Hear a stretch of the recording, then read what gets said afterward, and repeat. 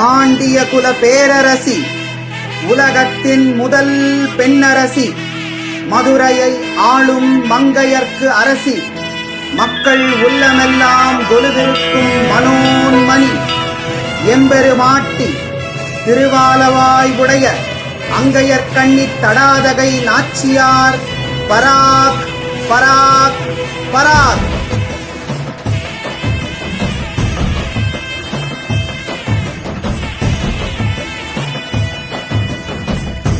அரியேனே சிவனே உன்னை போற்றிட